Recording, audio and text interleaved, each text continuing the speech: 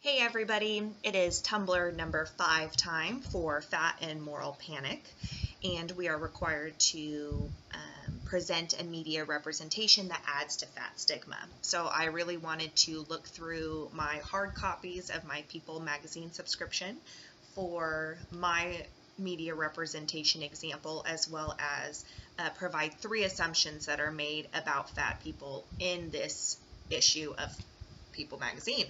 So I chose this one. I thought it was perfect because it's how they did it. Half their size is the cover story. A host of people who share their experiences in their weight loss journey. And of course, it does also detail many of the panoptic mechanisms that we spoke about in previous lessons.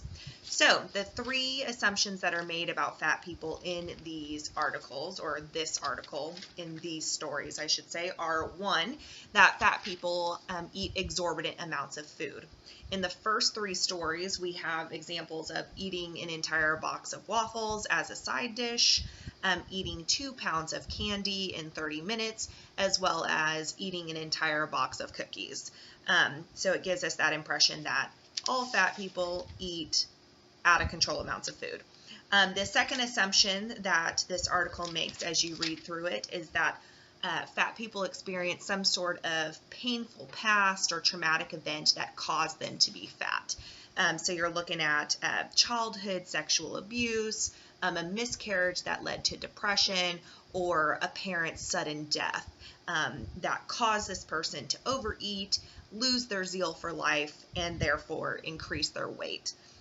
And then really the final assumption that's made throughout this entire article is that fat people look better when they lose their weight than they did when they were fat.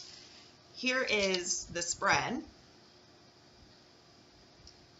Got all of these wonderful people in their red outfits looking good. And then of course, just as we know, the stories include their before and after pictures. So they always look so much better as thin people than they did as fat people. Very interesting assumptions to be made. Have a good day.